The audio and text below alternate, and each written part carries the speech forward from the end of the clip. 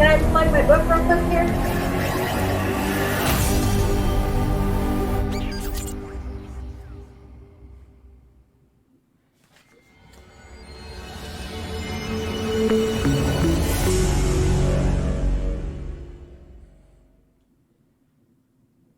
Or maybe we're not going to go to our final segment. Jennifer, what was it you were saying? So, because it's Black History Month, we at Malcontent decided that during happy hour, we're going to, rather than talk about Black history as white people, we're actually going to recommend various works, including books, films, music, art, produced by Black artists. And so this week, I actually have this amazing book she's a Black female historian at Princeton University named Tara Hunter. This book was one of her first, put out in 1997, but it's called To Joy My Freedom.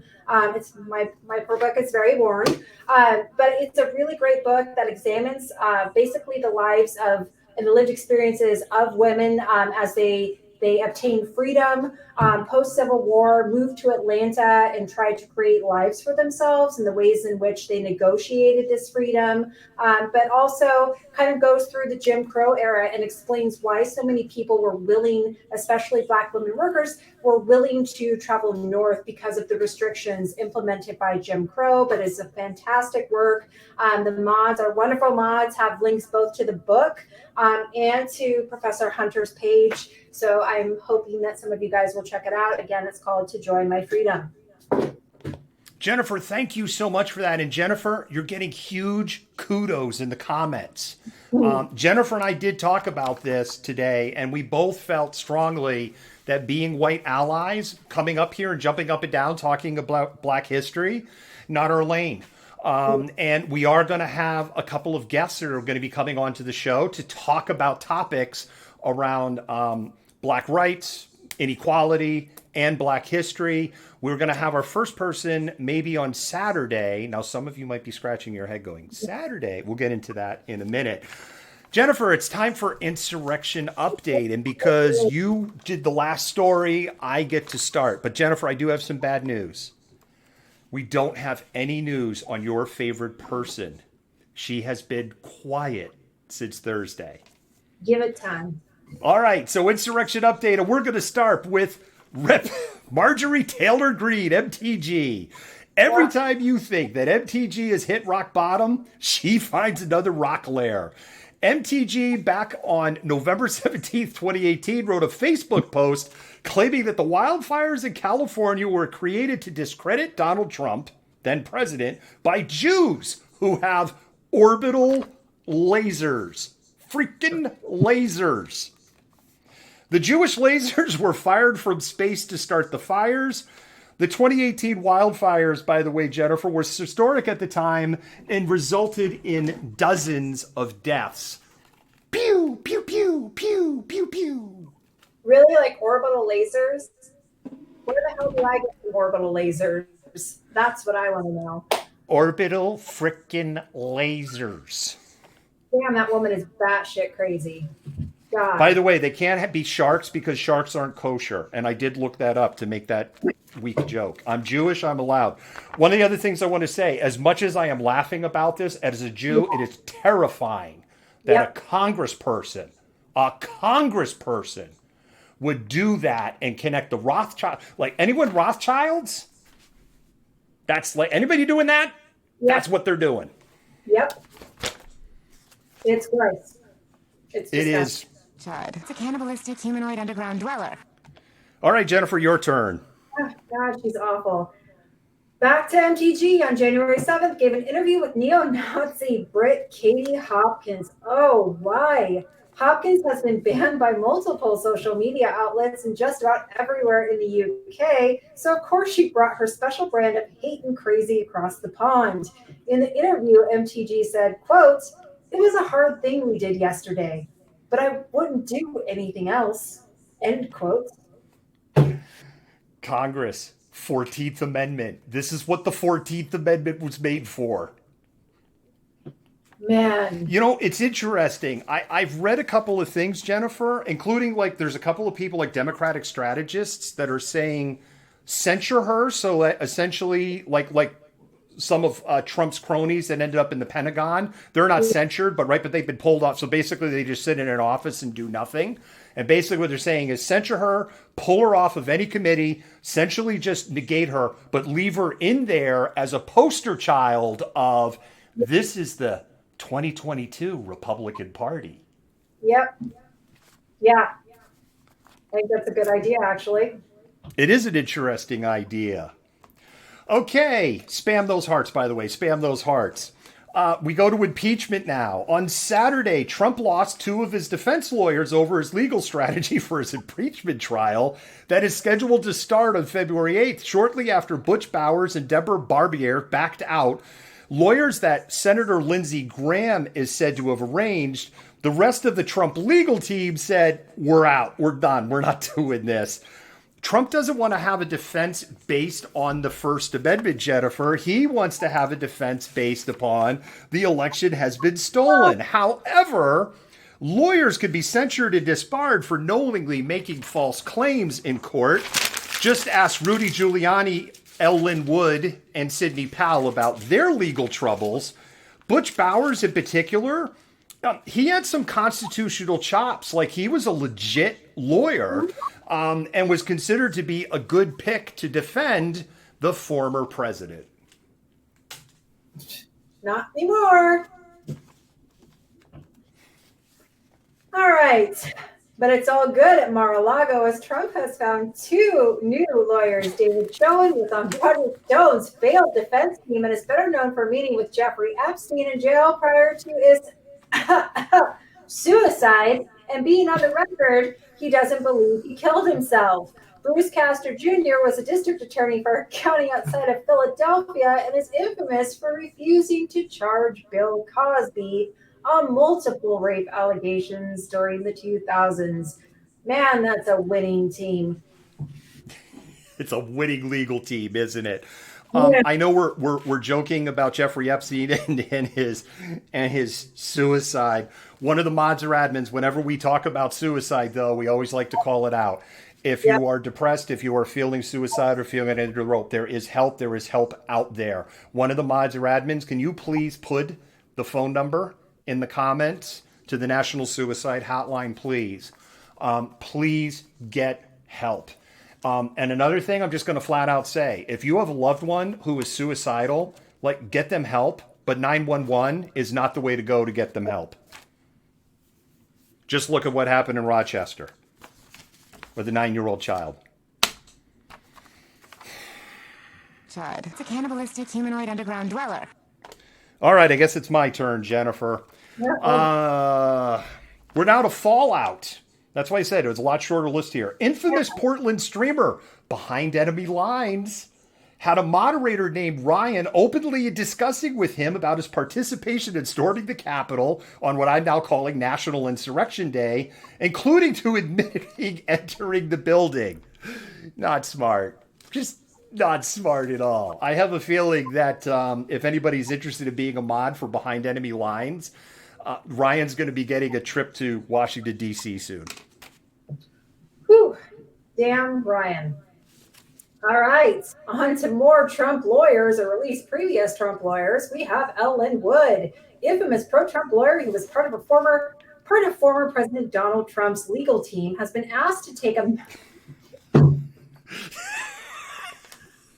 mental health evaluation by the State Bar of Georgia. Lynn Wood is facing multiple legal actions for his actions from November 4th to the early January, adding to his woes. Lynn Wood was fired by a Kentucky teenager that he was defending after the teen was accused of harassing Native Americans in Washington, D.C. I remember. You remember that piece of shit teen? I do. I should be careful. He might sue us for $100 million. Yeah. But he doesn't have Lynn Wood to help him anymore. Yeah, bring it. I'm starting to like Georgia. Yeah. They really fucked up with Marjorie Taylor Greene.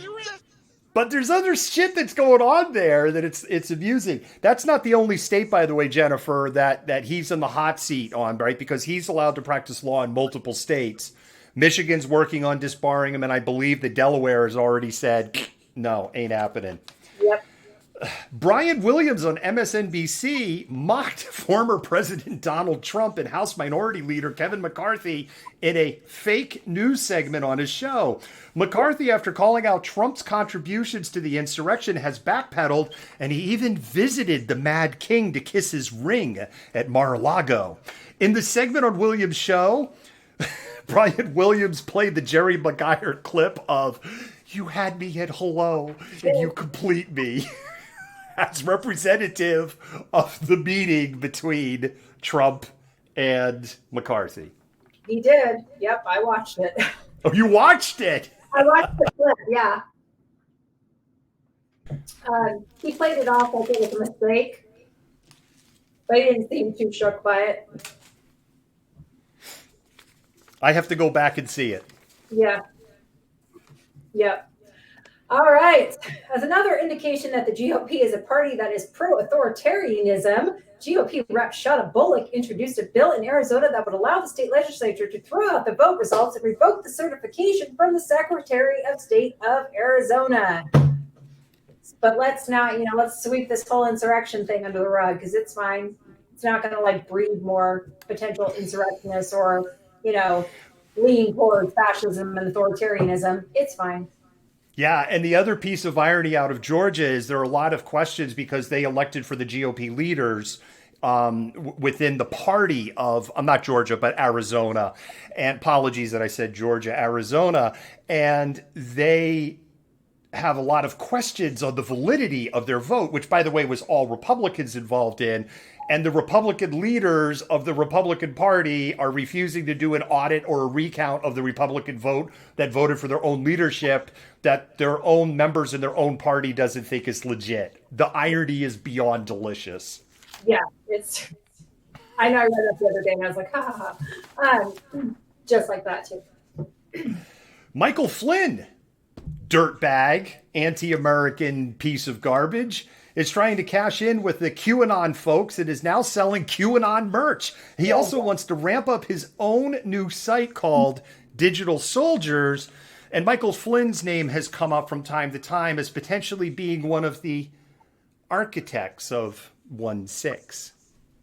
Yeah, that's not surprising at all. How those two things seem totally synonymous with each other. Digital soldiers, though, isn't that just another way of saying keyboard warrior? Really? I mean, how many times could they slice and dice things down? I don't know. Is he kind of Rush, hurry up and die. Rush, die. I want to be the next Rush. Come on. Yeah. Where's the one? Smoke cigars. Smoke harder and faster, Rush. Yeah. All right. Here we go. Open Secret, which tracks public donations to politicians and their campaigns, has created a graphic linking Tim Oons, Shane Oaks, Megan Powers, Carolyn Wright, William Wilson, Maggie Mulvaney, not Megan Mulvaney, Ron Holden, Justin Caporelli, America First policies, Women for America First, event strategies, and Trump Mega Committee with millions in donations to fund the January 6, 2021 rally that led to the insurrection. Why, look at that. Follow the money. Follow the money, which they were just so freaking stupid that, they just funneled the campaign money that sorry, Chuds. It's a cannibalistic humanoid underground dweller. They took that money that you donated, that you thought was going to defend President Trump in a quote-unquote stolen election. And instead, they took that money and spent it on a bunch of other shit. And Jennifer, I was reading that, and you know what? I'm going to the mainstream media on this because they were Donald Trump has a $70 million war check. Wait a minute. Donald Trump had $225 million. So 225, where did the rest of the money go? Apparently to fund a really poorly constructed insurrection. Money well spent, Donald. This one isn't an arrest, and I wish it was an arrest. And it's so, and I Jennifer, I wrestled to include, but it's so bizarre. We have to include this. It is bizarre. Oh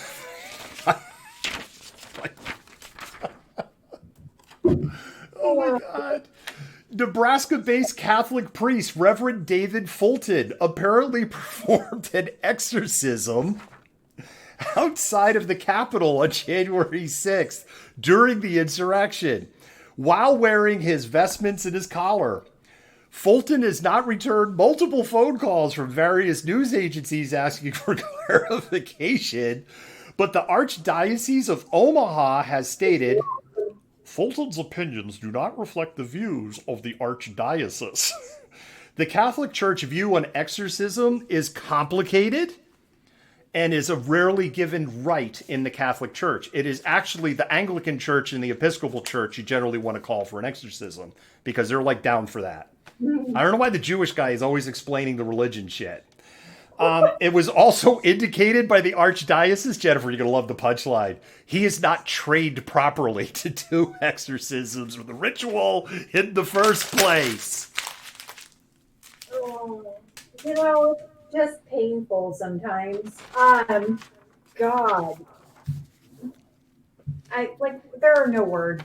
They're just, for you to get, basically called out by the Catholic Church for not even knowing how to do an exorcism. I don't know. Where are the young boys? I was told there would be a lot of young boys at the insurrection. Oh, did I go there? You did. You did. All right, Jennifer, you can do our arrests. Oh, man, here we go. It's our favorite part. John Revlett of Island, Kentucky was arrested by the FBI for unlawful entry on restricted grounds and violent entry or disorderly conduct on Capitol ground. Oh my God, really? Keep reading. Video surveillance showed Revlett a fourth place winner in a sexy farmer contest 2 years ago, storming the Capitol. A tipster provided the FBI with a 42-second video from his Snapchat showing sexy tractor dude doing his thing. How are you coming fourth in a sexy farmer contest? That's all I want to know. Well, He had too many teeth. Ooh. apparently. Ooh. Our audience in Kentucky is very upset. By the way, if anybody is watching from Kentucky, I have actually, and mods and admins can confirm this, I have spoken high praise for Paducah, Kentucky, and I've said many, many times, I would not tell someone to specifically go out of their way to Paducah, Kentucky. However, if you were in the general geographic area with a few days to kill, I would definitely go to Paducah, Kentucky. Paducah was cool. I really liked Paducah. Paducah probably doesn't like us, Jennifer, but... we got another cowboy, Jennifer. Man. Oh, man. Couy, I don't know if I'm saying his name right here. It's Couy. I have never seen a first name like this. Couy Griffin. He is the founder of Cowboys for Trump, and he's from Texas. He was arrested for his involvement in the January 6th insurrection. Yeehaw! The Law and Order type also wasn't big on following the law, Jennifer. He refused a COVID test after his arrest. And so because he's refused, he's being held in solitary confinement for 14 days to confirm he doesn't have COVID. The FBI used Griffin's own posts and other public statements to build their case for his arrest. Like I said, Trump, money well spent. Golf clap. I'm loving the comments. Oh my God. The comments are fantastic. She thinks my tractor's sexy. John Deere Green. That actually, who did John Deere Green? Who did John Deere Green? I know we have country music fans. Was that Joe Diffie?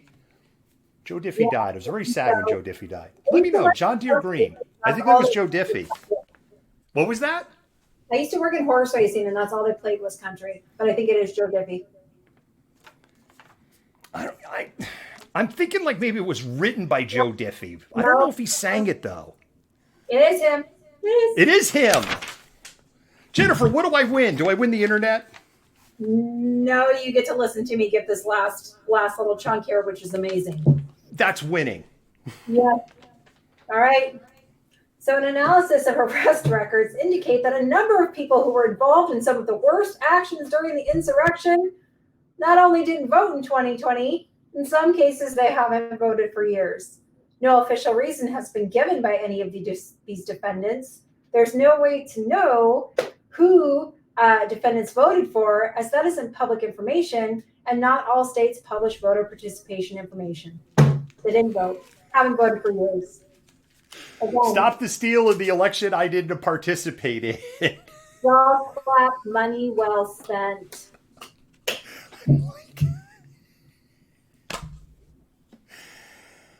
Nobody said they were the sharpest tools in the drawer. It's still, I mean, the individual acts are hysterical. The story themselves are hysterical. But of course, the attack on our country is beyond horrific. And people should really not lose sight that we were maybe 60 to 120 seconds away from a dictatorship. And we owe like the debt that we owe Officer Goodman in particular. Yep. Is immeasurable.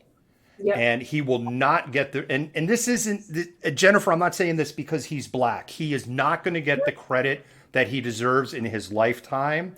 The credit that he deserves will come from historians 100 or 200 years from now. That's because we're awesome. Yeah. We'll be mean because I'll be dead by then, but. Go ahead and spam those hearts because we all think Jennifer